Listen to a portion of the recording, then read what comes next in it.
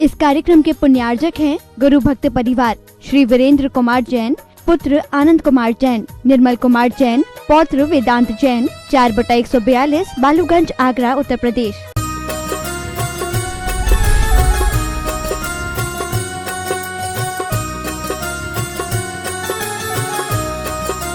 परम पूज्य श्रवण कुल तिलक संत शिरोमणि आचार्य भगवान श्री विद्यासागर जी महाराज की, परम पूज्य गुणायतन प्रणेता प्रखर वक्ता भावना योग प्रवर्तक गुरुवर श्री प्रमाण सागर जी महाराज की, समस्त मुनि संघ की। शंका समाधान के आज के इस सत्र में आप सभी का हार्दिक अभिनंदन। इससे पूर्व कि हम आज के इस सत्र को प्रारंभ करें, चलते हैं पूज्यपाद गुरुदेव के चरणों में, होते हैं नत इस भाव से कि हमारा जीवन भी हो सके समुन्नत। सभी लोग हाथ जोड़ेंगे, मस्तक झुकाएंगे और मेरे साथ बोलेंगे, हे गुरुदेव, नमोस्तु नमोस्तु नमोस्तु। बंधुओं, जैसा कि आपको पता ही है कि पूज्यपाद गुरुदेव निरंतर विहरमाण है और जहां उनके विहार से झारखंड की दक्षिणी सीमा का यह गुमला जिला अपने आप को पवित्र मान रहा है, वहीं छत्तीसगढ़ का भी सीमांत जो जशपुर जिला है वो भी अपने आप में सीमातीत उत्साहित है और यहाँ उनकी आज भारी उपस्थिति है। मैं आमंत्रित करूंगा जशपुर जैन समाज के उपाध्यक्ष एवं कोषाध्यक्ष श्रीमान रतनलाल जी गंगवाल, अजय कुमार जी काला एवं प्रामाणिक पाठशाला की श्री ममता काला एवं युवा समूह प्रतीक पाटौदी के नेतृत्व में समस्त जशपुर समाज को, अच्छा, प्रामाणिक पाठशाला से स्वाति जी, मैं चाहूंगा कि इनके नेतृत्व में समस्त जशपुर जैन समाज उपस्थित हो और पूज्यपाद गुरुदेव के चरणों में नमोस्तु निवेदित करते हुए श्रीफल भेंट करें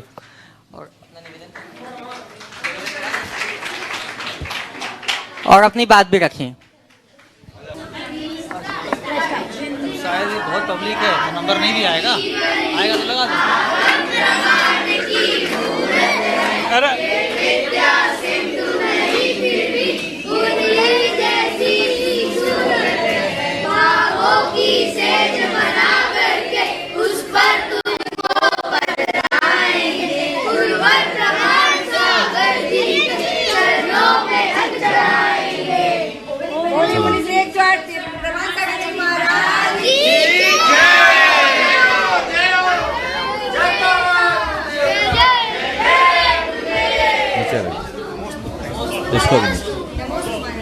मैं चाहूंगा कि जशपुर जैन समाज के उपाध्यक्ष श्रीमान रतनलाल जी गंगवाल अपनी बात भी रखें। बोलिए प्रमाण सागर जी महाराज की, बोलिए प्रमाण सागर जी महाराज की, मुनि संघ की। जशपुर का पुण्य ऐसा है कि हम लोग जो चाह रहे थे वैसा हम लोग को टाइम मिल रहा है और अब जशपुर के सभी मतलब समाज के सदस्यों से या महाराज श्री को आग्रह करना चाहिए कि 10 दिन हम लोग को जशपुर को दे। चलो बंधुओं, अभी पूज्य गुरुदेव झारखंड की सीमा पे जो स्थित गुमला जिला है उसमें विहार कर रहे हैं और ऐसी संभावना है कि पूज्यपाद गुरुदेव का 3 तारीख को छत्तीसगढ़ की सीमा में प्रवेश हो जाएगा और 4 तारीख को संभावित प्रातःकाल की बेला में जशपुर पहुंचने की संभावना है। इस क्रम में आज के प्रथम प्रश्न के लिए मैं आमंत्रित कर रहा हूं व्रती जी काला और आपके बाद तैयार रहेंगे श्रेयांश जी पाटौदी। नमोस्तु महर्षि, मेरा प्रश्न ये है कि जैसे श्रावक के 6 आवश्यक होते हैं वैसे मुनियों के 6 आवश्यक होते हैं क्या? अगर होते हैं तो कौन कौन से होते हैं? बहुत अच्छा, मुनियों के भी 6 आवश्यक होते हैं, बल्कि श्रावक के हो ना हो मुनि के तो होते ही। मुनि के 6 आवश्यक है सामायिक, प्रतिक्रमण, स्तुति, प्रत्याख्यान, वंदना और कायोत्सर्ग। समझ गए? साम भाव में स्थिर होने का नाम सामायिक है, किए गए दोषों के शोधन का नाम प्रतिक्रमण है, 24 तीर्थंकरों के स्तवन का नाम स्तुति है और भावी दोषों को त्यागने का नाम प्रत्याख्यान कहलाता है और शरीर से ममत्व को त्यागने का नाम कायोत्सर्ग है। चलो नमोस्तु महर्षि। उपस्थित होंगे श्रेयांश जी पाटौदी और आपके बाद तैयार रहेंगे सम्यक जी पाटौदी। नमोस्तु महर्षि, नमोस्तु महर्षि, नमोस्तु महर्षि। महर्षि, मेरा प्रश्न ये है कि जैन धर्म कितना पुराना है? जैन धर्म उतना ही पुराना है जितनी पुरानी ये सृष्टि है। ये सृष्टि अनादि से है, इसलिए जैन धर्म भी अनादि से। नमोस्तु महर्षि। सम्यक जी अपना प्रश्न प्रस्तुत करेंगे और आपके बाद तैयार रहेंगे अरहम काला। नमोस्तु महाराज जी, नमोस्तु महाराज जी, नमोस्तु महाराज जी।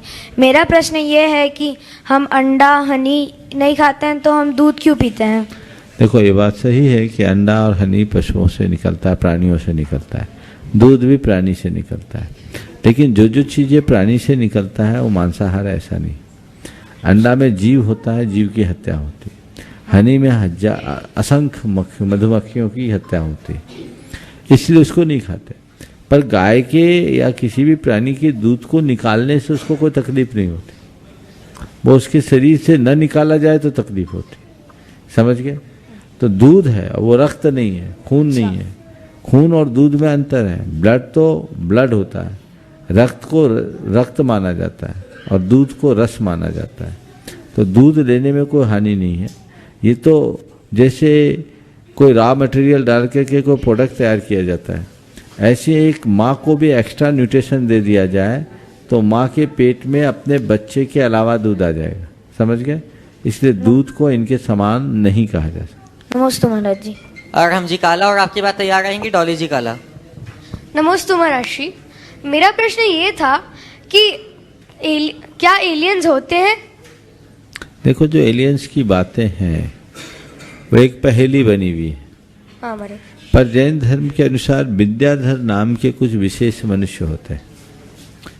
वे मनुष्य सामान्य मनुष्यों से हटकर कहें, यद्यपि एक मिस्ट्री है, लेकिन अगर हम इसको जैन धर्म की दृष्टि से कहें तो हम ये कह सकते हैं कि कहीं न कहीं इनका विद्याधरों से संबंध हो। समझ? धन्यवाद महाराज। उपस्थित होंगी डॉली जी काला और आपके बाद तैयार रहेंगी श्रीमती कुमुद जी काला। गुरुदेव के चरणों में कोटि कोटि नमोस्तु नमोस्तु नमोस्तु। भगवान, मेरा ये प्रश्न है कि जब हम देव शास्त्र रूप की दीपक जला के आरती करते हैं तो वो दीपक एक इंद्रिय जीव एक इंद्रिय होता है, तो उसकी हमें आशिका लेने से क्या वो मिथ्यात्व का कारण बनता है? क्या इस बारे में थोड़ा प्रकाश दीजिएगा। देखिए, आशिका लेना केवल एक भक्ति भाव का परिणाम है। आशिका लेना का कोई जरूरी नहीं, आरती तो हमने उतार दी, पर ये आशिका इस भाव से लेते हैं कि हमने जिनकी आरती उतारी उनकी तप की सारी ऊर्जा उसमें आ गई और वो हम लेकर अपने आप को उससे अभिभूत कर रहे हैं। इसको मिथ्यात्व कहना ठीक बात नहीं। नमोस्तु नमोस्तु नमोस्तु। श्रीमती कुमुद जी काला और आपके बाद तैयार रहेंगे श्रीमान रतनलाल जी गंगवाल, जो जशपुर जैन समाज के उपाध्यक्ष हैं। गुरुवर के चरणों में बारंबार नमोस्तु नमोस्तु नमोस्तु। महाराज श्री, मेरा प्रश्न ये है कि अगर हमें पता चल गया कि ये जीव की मृत्यु होने वाली है तो अंतिम समय में हम घर पे रह कर के उनकी संबोधना कैसे करें? देखिए, बहुत अच्छा सवाल है। अंत समय में हम किसी को संबोधन कैसे दें? सबसे पहले अगर उस व्यक्ति में चेतना है तो उस व्यक्ति से सभी जीवों से क्षमा मंगाना चाहिए, सब जीवों को क्षमा करवाना चाहिए। खासकर उन लोगों से जिनसे उनकी पहले खटपट रही हो। मन निश्चल हो, प्रत्यक्ष रूप से सामने वाला उपस्थित न हो पाए तो वर्चुअली करा दीजिए।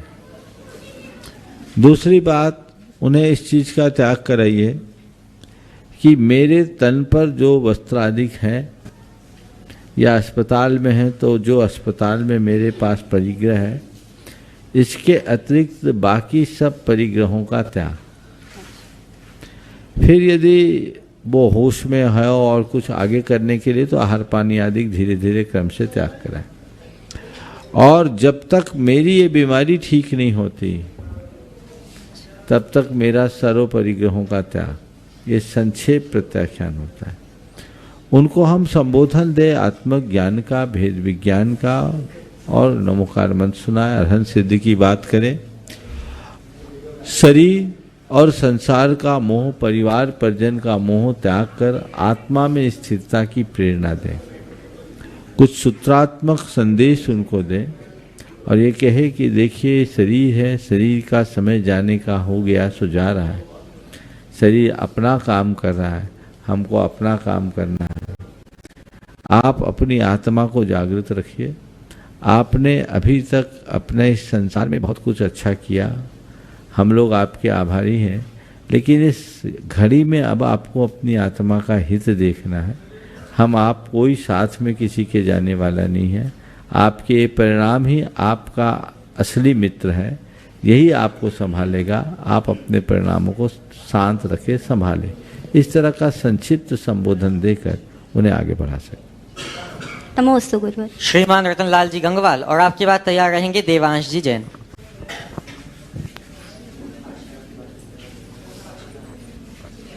नमोस्तु भगवान, नमोस्तु भगवान, नमोस्तु भगवान।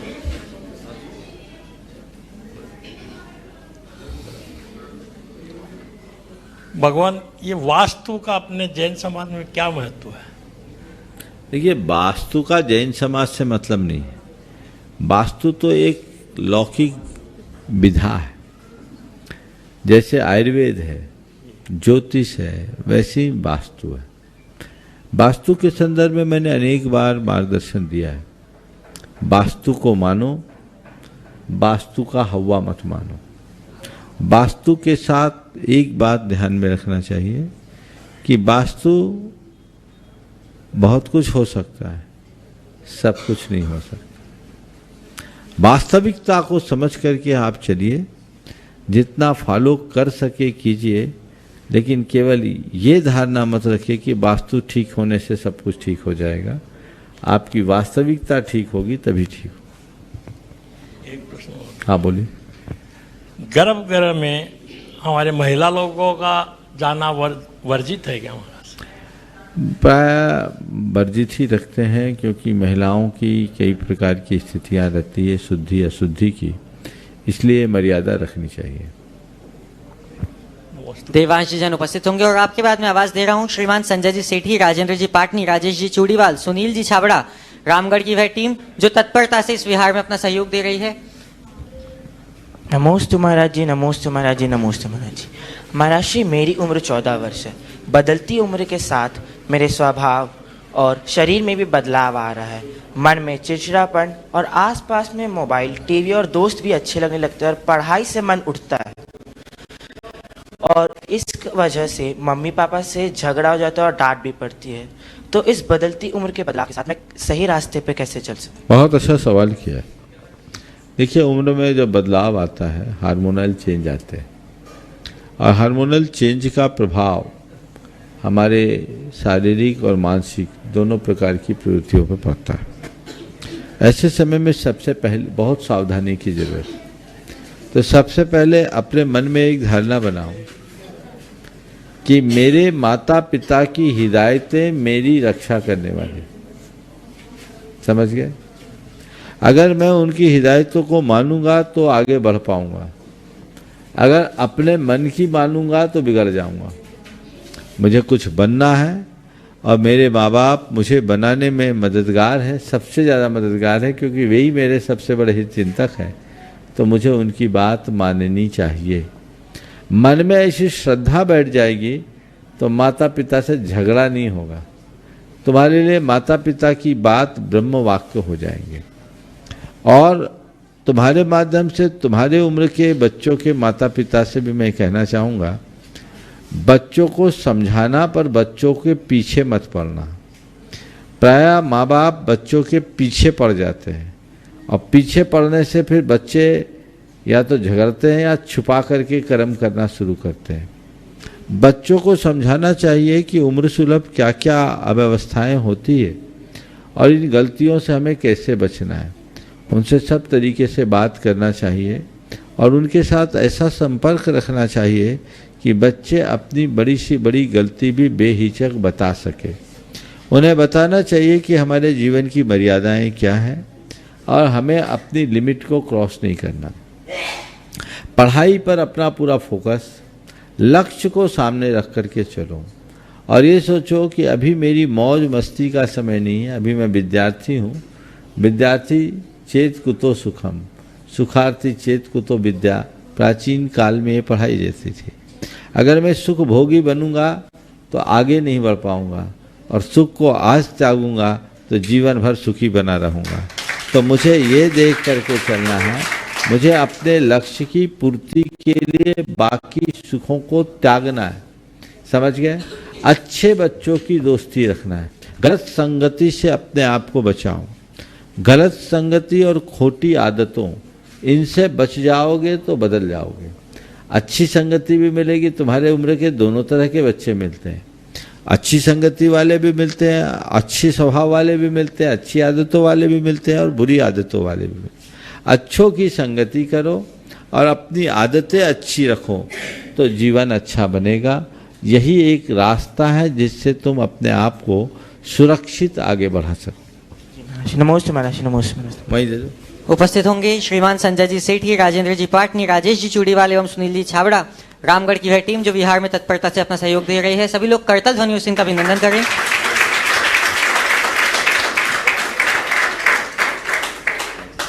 मंचासीन गुरुवर को नमोस्तु नमोस्तु नमोस्तु। अन्य विद्वजनों का नमन। गुरुवर, तरुवर फल नहीं खात है, सरवर पिए न पान। कह रहीम पर काज हित, संपत्ति संचय ही सुजान। ये दृष्टांत हमारे इतिहास से चला आ रहा है और जिन्होंने इस दृष्टांत का पालन करके समाज में अपने पुरुषार्थ से जो अर्जित किया वापस समाज को लौटाया, उन्होंने पूरे समयाचीन होकर के भी उन्होंने अपना नाम किया, यश गाया, उनका यश गाया गया, उनको लोग याद करते हैं। और जिन्होंने इसके विपरीत आचरण किया उनको भी लोग जानते हैं। अभी ताज़ा घटनाक्रम में हम एक 200 साल के इतिहास में इसको देखें तो भारत में एक ऐसी कंपनी है जो कि एक विदेश से आए हुए पीड़ित परिवार ने खोली, टाटा कंपनी। 140 साल के इतिहास में उस कंपनी ने इस दृष्टांत को पूरी तरह अपनाया। आज विश्व में उसका नाम है। उसी तरीके से हम पॉलिटिक्स में भी देखते हैं कि जिन्होंने सुचिता से काम किया वो विश्व में पूजे गए और जिन्होंने विपरीत आचरण किया उनकी स्थिति अलग है। तो ये कौन सी शय है जो इस ओर हमें इस रास्ते पर चलने के लिए मजबूर करती है, गलत रास्ते को छोड़ने के लिए? कृपया मार्गदर्शन दें। देखिए, बहुत अच्छा आपने प्रसंग रखा है। मैं इस संदर्भ में थोड़ा और पीछे जाऊंगा। हमारे बीच दो वैभव संपन्न लोग, एक भरत चक्रवर्ती और दूसरा रावण। भरत चक्रवर्ती ने मंदिर बनाया सोने का, 72 जिनाले बनाए। रावण ने सोने की लंका बनाई। भरत चक्रवर्ती के नाम से आज इस देश का नाम भारत बन गया और रावण का कोई नाम लेना भी पसंद नहीं करता। वो जिनाले आज भी सुरक्षित है, लेकिन सोने की लंका धू धू करके नष्ट हो गई।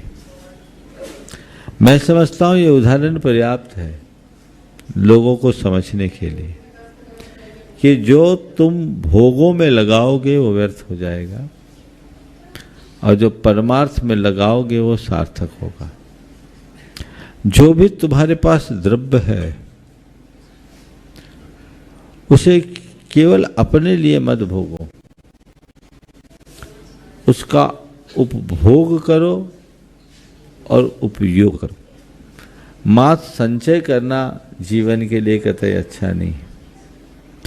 और ये सब बातें उनके जीवन में बहुत सहजता से घटित हो जाती है जिनकी दृष्टि में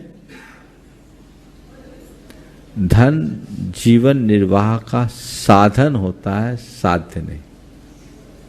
तो धन को जीवन निर्वाह का साधन मानकर चलो, साध्य नहीं। यदि धन को साध्य मान करके बैठोगे तो उसी पर कुंडली मार करके बैठ जाओ। गुरुदेव का एक बहुत अच्छा हाइकू है, कुंडली मार कंकर पत्थर पे क्या मान बैठे। कुंडली मार कंकर पत्थर पे क्या मान बैठे, तुम अजर अमर हो जाओगे, एक दिन सब छूट जाएगा। तो जल द्रव्य से मोह हटाकर चेतन के प्रति अपना लगाव जगाना चाहिए और उसी अनुरूप अपने जीवन व्यवहार को बनाना चाहिए। धन जीवन निर्वाह का साधन है, साधन ही। धन पाकर जीवन को धन्य करो, अन्यथा निधन होना है। धन जोड़ोगे, एक दिन छोड़ दोगे, निधन होगा। लेकिन धन का अगर सद्व्यय करोगे तो जीवन धन्य होगा। इतिहास में वे ही लोग अमर स्थान पा पाए हैं जिन्होंने अपने धन का सदुपयोग किया। नमोस्तु गुरुवर। और पूछना? नमोस्तु गुरुवर। नमोस्तु नमोस्तु। महाश्री, आज मेरा प्रश्न आज की बच्चियों के लिए है।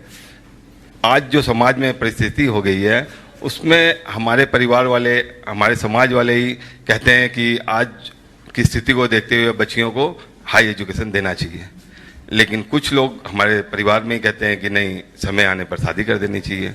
तो ऐसी स्थिति में महाराज डिसीजन लेना बड़ा असमंजस हो जाता है, क्या करें? मार्गदर्शन कीजिए। एजुकेशन देना चाहिए, एजुकेशन देने में मनाही नहीं है, करना चाहिए, लेकिन शादी के बाद भी एजुकेशन किया जा सकता है। ये चीज़ सोच विकसित करनी चाहिए, नहीं तो बहुत सारी विसंगतियां हो रही। ज़्यादा शिक्षित हो जाने के बाद आगे संबंध बनाने में बहुत कठिनाई होती है, और मैच का जोड़ा नहीं मिलता तो निर्वाह भी बहुत कठिन हो जाता है। या तो वो लोग खुद अपने को चुन लेते हैं, या बाद में माँ बाप भी अरेंज करते हैं तो उनसे पटती नहीं है, क्योंकि कन्या विवाह के योग्य होती, युवती नहीं।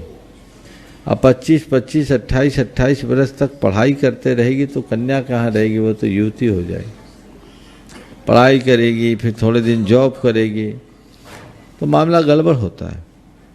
ये परिवारों में विकसित होनी चाहिए कि कोई बेटी आई है तो शादी के बाद भी पढ़ना चाहती है तो ससुराल वालों को उन्हें पूर्ण आज़ादी देनी चाहिए, और बल्कि सहयोग भी देना चाहिए ताकि वो पढ़ सके और आगे बढ़ सके। नमस्ते गुरु।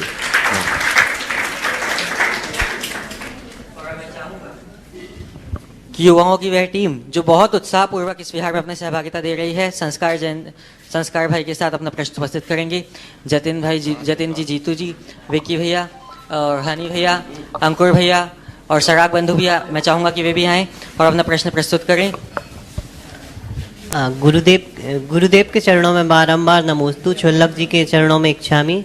महाराज जी, निक्षेप क्या होता है, इसके कितने भेद होते हैं और इसका हम कैसे अपने जीवन में उपयोग करें? एक बार इस टीम का जोरदार अभिनंदन कर दें। ये संस्कार के अच्छे संस्कार, ये स्वाध्याय भी करता है। इसी में निक्षेप, कहाँ सुना निक्षेप? महाराज जी वही स्वाध्याय में आया, स्वाध्याय। हाँ, तो देखो निक्षेप है ना, निक्षेप का मतलब होता है रखना, समझ गए? हाँ। सामान्य रूप से न्यास को निक्षेप कहते हैं। शास्त्रों में हम जब किसी वस्तु को प्रतिपादित करते हैं तो उसकी एक मेंटल फाइलिंग होती है। नाम, स्थापना, द्रव्य और भाव के भेद से निक्षेप के 4 भेद होते हैं। अभी बताऊंगा तो बहुत सारे लोगों के सिर से निकल जाएगा, अलग से बात करना। और कोई सवाल है? महाराज जी, हमारी छोटी बहन का क्वेश्चन था, अक्षरा का, कि तीर्थंकर कैसे बनते हैं, क्या अपन भी तीर्थंकर बन सकते हैं? बहुत अच्छा सवाल। देखिए, तीर्थंकरत मनुष्यता का चरम विकास। तीर्थंकर बनना कोई कठिन बात नहीं है, पर बड़ा सरल भी नहीं है। कोई भी प्राणी तीर्थंकर बन सकता है।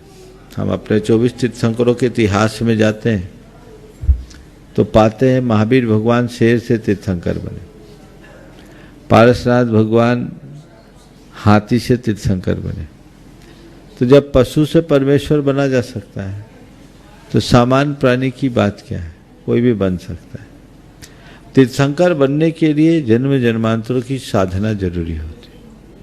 अपनी आत्मा को पहचान कर जो धर्म ध्यान के साथ त्याग, तप, संयम की आराधना करते हुए अपने जीवन को आगे बढ़ाते हैं, उनमें से कोई कोई इस योग्य होते हैं कि आगे चलकर वो तीर्थंकर बन पाए।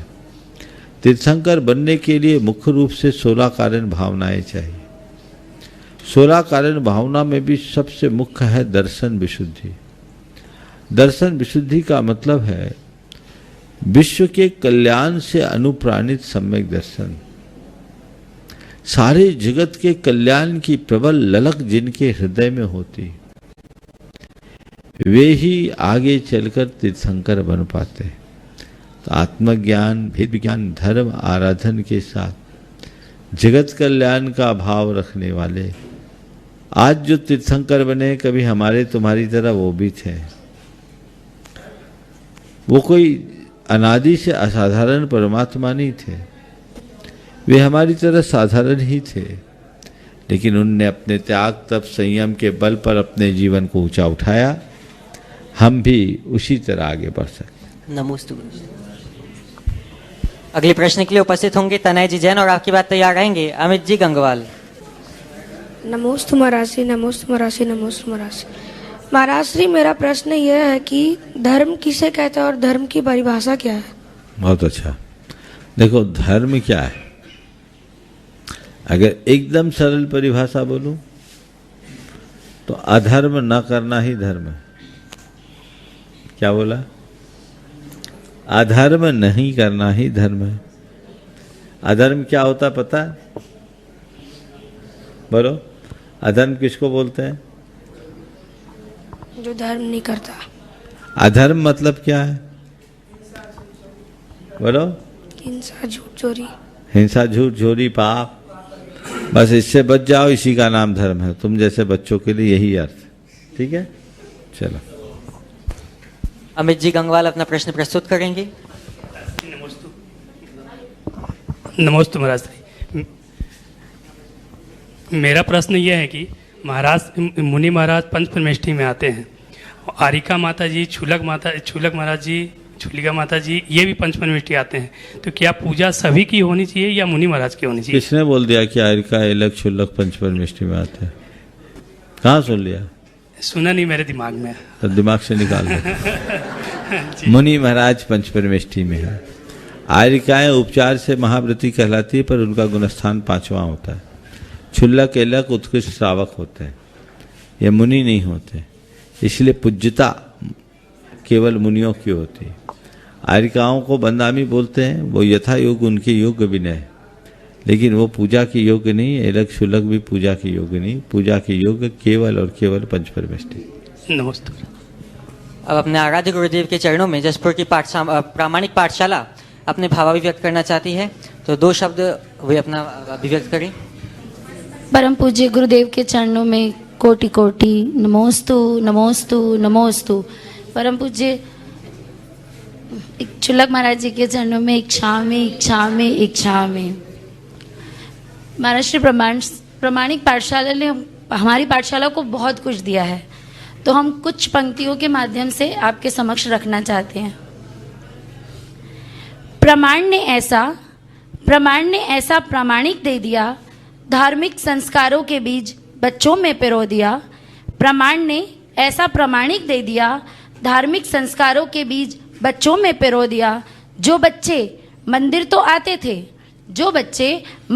आते थे, पर पाठशाला के नाम से उल्टे पांव भाग जाते थे। आज वही बच्चे पाठशाला आने की जिद मचाते हैं, अपने साथ जो ना आते थे उन्हें भी लेकर आते हैं।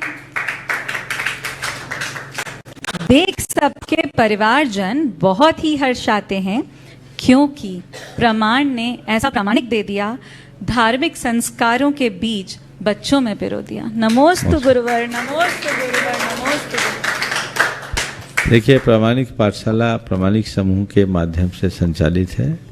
मुझे जसपुर के प्रामाणिक पाठशाला की सूचना रास्ते में ही मिल गई। लोगों ने बोला महाराज बहुत अच्छी चल रही है और लक्षण भी दिख रही है। अभी जो बच्चे और बच्चियों ने सवाल किया है, मुझे लगता है सब पाठशाला के ही बच्चे हैं ना। बहुत अच्छे संस्कार है। मैं पूरे देश के लोगों से कहूँगा कि आप अपने बच्चों में संस्कार डालना चाहते हैं तो निश्चित प्रामाणिक समूह से जुड़िए और प्रामाणिक पाठशाला से जुड़िए, ताकि आपके बच्चे न केवल ज्ञान पाए अपितु उनके अंदर ज्ञान पाने की उमंग भी जगे। नमोस्तु। अब हम सभी चलते हैं पूज्य शुलक श्री आदर्श सागर जी महाराज के चरण। महाराष्ट्र से एक प्रश्न। हाँ बोलिए। महाराष्ट्र जैसे सब बोलते हैं कि बच्चे और जो माँ बाप होते हैं, तो उन जैसे बोलते हैं ना कि बच्चों के पुण्य से माँ बाप या माँ बाप के पुण्य से बच्चे, तो वो ऐसा क्यों होता है कि मतलब अपना पुण्य, अगर हमारे बच्चे कुछ गलत कर रहे हैं या कुछ गलत लाइन में जा रहे हैं तो वो क्या हमारे अपने कर्म है या वो... दो बात है, ऐसे तो सभी जीव के अपने अपने कर्म हैं, लेकिन एक शब्द आता है दाय भाग। क्या बोलते हैं? दाय भाग, जो हमें जन्मना हिस्से में मिलता है। जैसे एक व्यक्ति किसी करोड़पति के घर जन्म लिया, वो जन्म से करोड़पति बना कि नहीं बना? इसके लिए उसका अपना कोई पुरुषार्थ, कोई उद्यम, कुछ नहीं। ये से करोड़पतित्व दाय भाग में मिला। इसी तरह कोई भिखारी के घर पैदा हुआ, जन्म से वो भिखारी ही रहा, अब उसे भिखारी पना जो मिला है ये दाय भाग में मिला है। लेकिन ये कोई जरूरी नहीं कि जो करोड़पति के घर जन्मा हो वो करोड़पति बना ही रहे, और जो भिखारी का बेटा हो वो जिंदगी भर भिखारी ही बना रहे, ऐसा कोई जरूरी नहीं। हो सकता है भिखारी का बेटा सम्राट बन जाए, और ये भी देखने में आता है करोड़पति का बेटा रोडपति हो जाए, सड़क पर आ जाए, होता है। तो ये सब क्या है? ये उसके अपने पुरुषार्थ का फल है।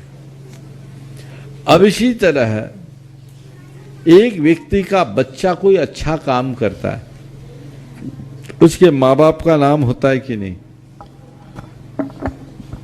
माँ बाप की लोग सराहना करते हैं कि नहीं? काम किसने किया? नाम किसका हुआ? ये क्या है? ये क्या है? दाय भाग। अब बच्चा गलत काम किया,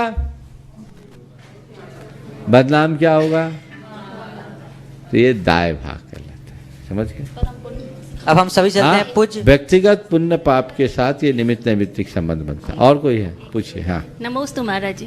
महाराज जी, मेरा प्रश्न है कि हम जो कर्म करते हैं हमको उसके अनुसार फल की भी इच्छा होती है, लेकिन अगर वो फल हमें नहीं मिलता है तो हमें तकलीफ होती है।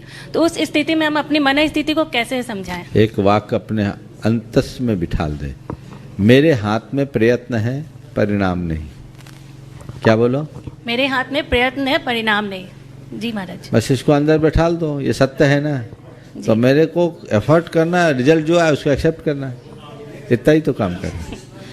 नमोस्तु महाराज जी। नमोस्तु महाराज जी। हरीश नहीं। अब हम सभी चलते हैं पूज्य श्री लक्ष्मी आदर्श सागर जी महाराज के चरणों में और निवेदन करते हैं कि हे महाराज श्री ऑनलाइन प्रश्नों के माध्यम से हम सबका जीवन लाइन पे आ सके। इच्छामी महाराज जी। महाराज जी के चरणों में कोटि नमन। हाँ बोलिए। अंशिका जैन मुंबई से प्रश्न कर रही हैं, महाराज जी जब कोई चीज़ अचानक से बिना मेहनत किए मिल जाती है तब मन प्रसन्न नहीं हो पाता है। उस समय ऐसा लगता है कि हम व्यर्थ में अपने पुण्य भोग रहे हैं और मन उदास हो जाता है। तो क्या ये सही है? हमें ऐसी स्थिति में खुश होना चाहिए या नहीं? फिर से बोलिए एक बार। तो वह पूछ रही हैं, जब कोई चीज़ अचानक से बिना मेहनत किए मिल जाती है तब मन प्रसन्न नहीं हो पाता है।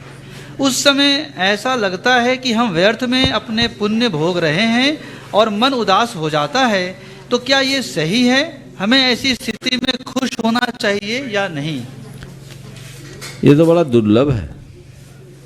किसी को अचानक मिलता है तो उछल पड़ता है, लेकिन आप जो बोल रहे हैं कि अचानक से कोई चीज़ मिलता है तो मन में खुशी नहीं होती, तो ये तो अगर देखा जाए तो एक प्रकार का शुभ लक्षण है।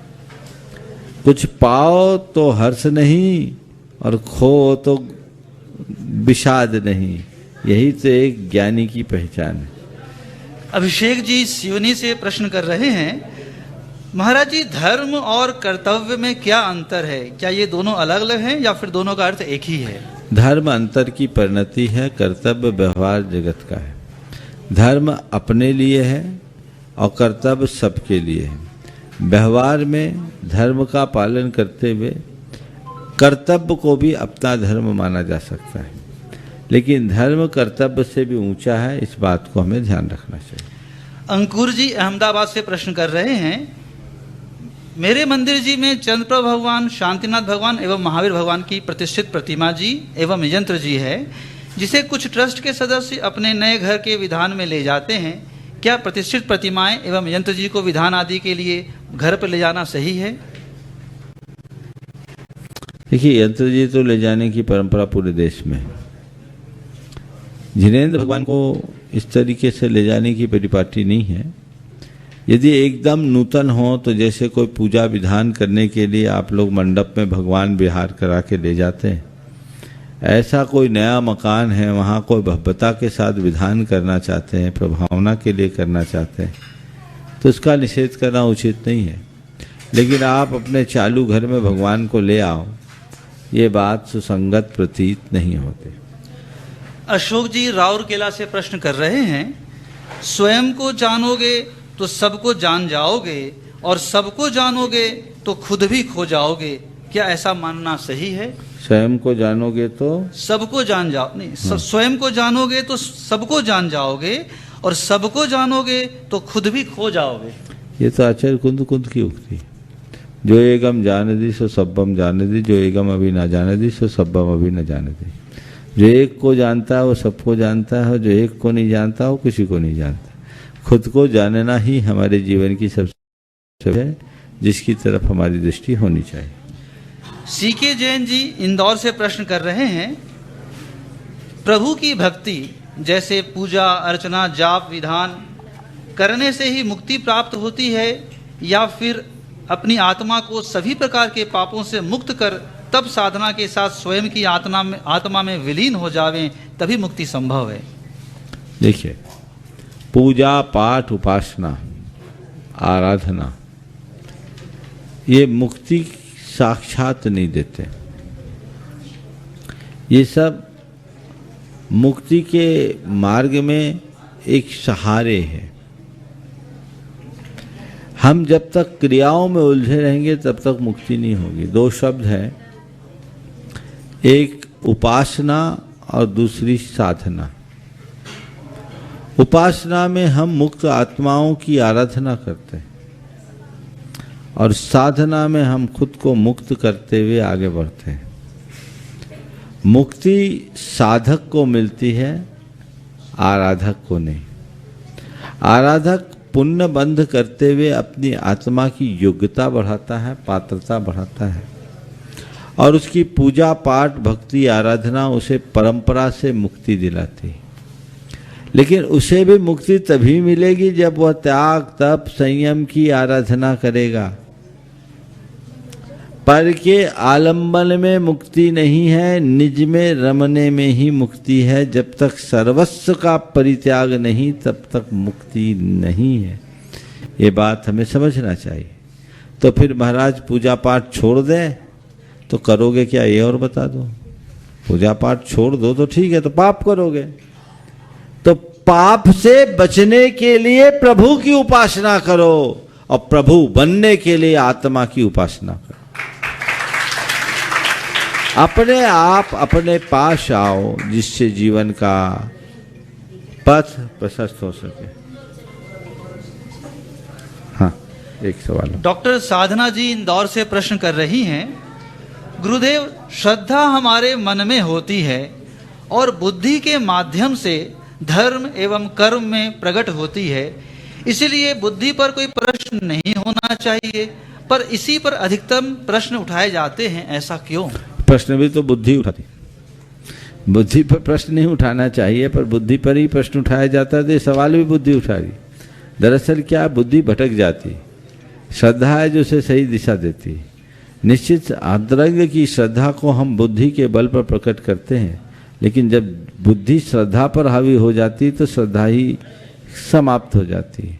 तो ज़्यादा तर्क वितर्क न करके हमें बुद्धि को संयत रखना चाहिए। जब तक हमारी बुद्धि संयत है तब तक वो हमारे लिए कल्याणकारी है, और जब बुद्धि असंयत हो जाती है तो हमारे जीवन को भटका देती है। अंशु जैन भिंड से प्रश्न कर रहे हैं, चक्रवर्ती विवाह क्या है, इसे तो कैसे करना चाहिए? कुछ दिन पहले हुआ, 2-3 दिन पहले हुआ।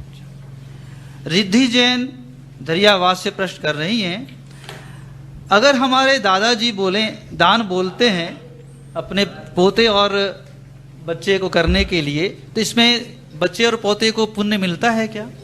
अगर दादाजी बच्चे और पोते से दान कराते हैं या दादाजी दान देते दादाजी हैं, बोलते हैं दान करो हाँ, बच्चे पोते को, वो दान करते हैं बच्चे पोते, तो बच्चे अगर दादाजी की प्रेरणा से दान करते हैं तो बच्चों को तो अपना दान किया तो उनको तो पुण्य मिलेगा, और दादाजी ने प्रेरणा दी तो उनके हिस्से भी वो पुण्य आएगा। दादाजी के कहने से अगर प्रेरणा मिलती है तो अति उत्तम बात है। एक मंजू जी पानीपत से प्रश्न कर रही हैं, महाराज श्री हम जहां हम रहते हैं वहां 60 के करीब जैन परिवार रहते हैं, पर यहाँ मंदिर नहीं है, जगह बहुत कीमती है, कोई बनवाने का जिम्मा नहीं लेते, मंदिर 6 किलोमीटर दूर है, प्रतिदिन दर्शन नहीं हो पाते, हमें क्या करना चाहिए? भावना भाई है कि आप लोग इतने सक्षम हो कि मंदिर बना सकें, और जब तक ऐसा संभव नहीं है एक चैत्यालय से अपना काम कर सकते हैं। किसी का बड़ा घर हो, उसमें थोड़ी सी जगह हो तो छोटा सा गृह चैत्यालय आप बना सकते हैं, अथवा अपार्टमेंट हो तो उसका ऊपरी तल ले लें, वहाँ आप अपना चैत्यालय बना के काम कर सकते हैं। द्रव्य क्षेत्र काल भाव के अनुसार अपना रास्ता चुना जा सकता है। बंधुओं, कल की पूज्य गुरुदेव सत्संग की आहारचर्या गुमला शहर से 5 किलोमीटर आगे संभावित है। कौन सा स्थान है? चलिए जो भी है, गुमला शहर से 2 किलोमीटर आगे संभावित है। करौंदी गांव में गुमला शहर से जो 2 किलोमीटर आगे है वहां पूज्य गुरुदेव सत्संग की आहारचर्या होगी। ओ चलिए आगे। परम पूज्य गुरुदेव का स्वास्थ्य शीघ्र सुधरे, अभी कुछ सकारात्मक सूचनाएं आई हैं, सुधार हो रहा है। हम सब भावना भाएं कि गुरुदेव शीघ्र पूर्णतः स्वस्थ हों और उनका आशीर्वाद हम सबको प्राप्त हो। इस भाव से हम लोग जाप करेंगे, आप सब दोहराएंगे। ओम ह्रीं अर्हंसि पार्श्वना जिनेन्द्राय नमो नमः। ओम ह्रीं अर्हंसि पार्श्वना जिनेन्द्राय नमो नमः। ओम ह्रीं अर्हंसि पार्श्वना जिनेन्द्राय नमो नमः। ओम ह्रीं अर्हंसि पार्श्वना जिनेन्द्राय नमो नमः।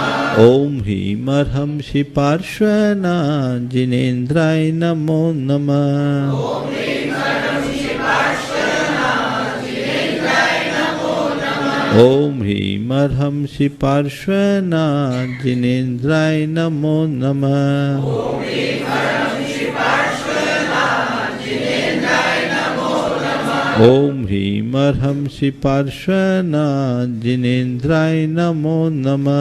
ओम ह्रीं अर्हंसि पार्श्वना जिनेन्द्राय नमो नमः। ओम ह्रीं अर्हंसि पार्श्वना जिनेन्द्राय नमो नमः। ओम ह्रीं अर्हंसि पार्श्वना जिनेन्द्राय नमो नमः। ओम ह्रीं अर्हंसि पार्श्वना जिनेन्द्राय नमो नमः। ओम ह्रीं अर्हंसि पार्श्वना जिनेन्द्राय नमो नमः। ओम ह्रीं अर्हंसि पार्श्वना जिनेन्द्राय नमो नमः। ओम ह्रीं अर्हंसि पार्श्वना जिनेन्द्राय नमो नमः। ओम ह्रीं अर्हंसि पार्श्वना जिनेन्द्राय नमो नमः। ओम ह्रीं अर्हंसि पार्श्वना जिनेन्द्राय नमो नमः। ओम ह्रीं अर्हंसि पार्श्वना जिनेन्द्राय नमो नमः। ओम ह्रीं अर्हंसि पार्श्वना जिनेन्द्राय नमो नमः। ओम ह्रीं अर्हंसि पार्श्वना जिनेन्द्राय नमो नमः।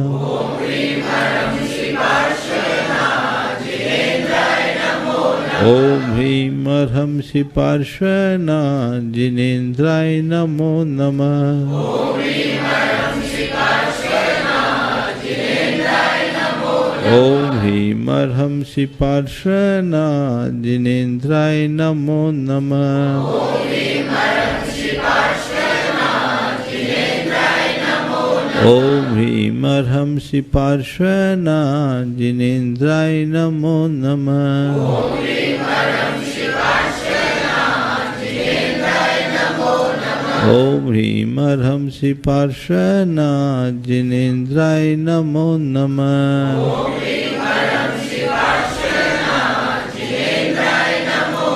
ओम ह्रीं अर्हंसि पार्श्वनाथ जिनेन्द्राय नमो नमः। ओम ह्रीं अर्हंसि पार्श्वनाथ जिनेन्द्राय नमो नमः। ओम ह्रीं अर्हंसि पार्श्वनाथ जिनेन्द्राय नमो नमः। ओम ह्रीं अर्हंसि पार्श्वनाथ जिनेन्द्राय नमो नमः। ओम ह्रीं अर्हंसि पार्श्वनाथ जिनेन्द्राय नमो नमः। ओम ह्रीं अर्हंसि पार्श्वनाथ जिनेन्द्राय नमो नमः। ओम ह्रीं अर्हंसि पार्श्वनाथ जिनेन्द्राय नमो नमः। ओम ह्रीं अर्हंसि पार्श्वनाथ जिनेन्द्राय नमो नमः। ओम ह्रीं अर्हंसि पार्श्वनाथ जिनेन्द्राय नमो नमः।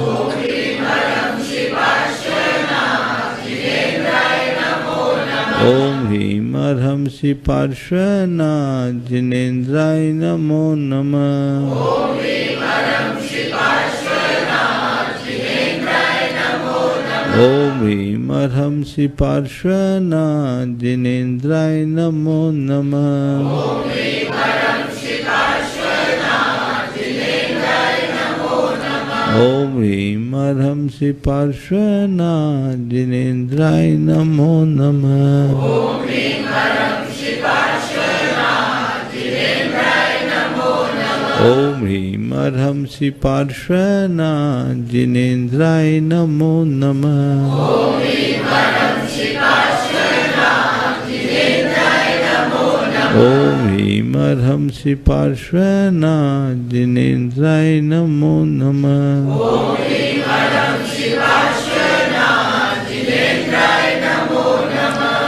ओम ह्रीं अर्हंसि पार्श्वनाथ जिनेन्द्राय नमो नमः। ओम ह्रीं अर्हंसि पार्श्वनाथ जिनेन्द्राय नमो नमः। ओम ह्रीं अर्हंसि पार्श्वनाथ जिनेन्द्राय नमो नमः। ओम ह्रीं अर्हंसि पार्श्वनाथ जिनेन्द्राय नमो नमः। ओम ह्रीं अर्हंसि पार्श्वनाथ जिनेन्द्राय नमो नमः। ओम ह्रीं अर्हंसि पार्श्वनाथ जिनेन्द्राय नमो नमः। ओम ह्रीं अर्हंसि पार्श्वनाथ जिनेन्द्राय नमो नमः। ओम ह्रीं अर्हंसि पार्श्वनाथ जिनेन्द्राय नमो नमः। ओम ह्रीं अर्हंसि पार्श्वनाथ जिनेन्द्राय नमो नमः। ओम ह्रीं अर्हंसि पार्श्वनाथ जिनेन्द्राय नमो नमः। ओम ह्रीं अर्हंसि पार्श्वनाथ जिनेन्द्राय नमो नमः। ओम ह्रीं अर्हंसि पार्श्वनाथ जिनेन्द्राय नमो नमः। ओम ह्रीं अर्हंसि पार्श्वनाथ जिनेन्द्राय नमो नमः। ओम ह्रीं अर्हंसि पार्श्वनाथ जिनेन्द्राय नमो नमः। ओम ह्रीं अर्हंसि पार्श्वनाथ जिनेन्द्राय नमो नमः। ओम ह्रीं अर्हंसि पार्श्वनाथ जिनेन्द्राय नमो नमः। जय बोलो चिंतामणि श्री पार्श्वनाथ भगवान की। परम पूज्य आचार्य गुरुवर श्री विद्यासागर जी महाराज की। परम पूज्य गुरु श्री प्रमाण सागर जी महाराज जी की।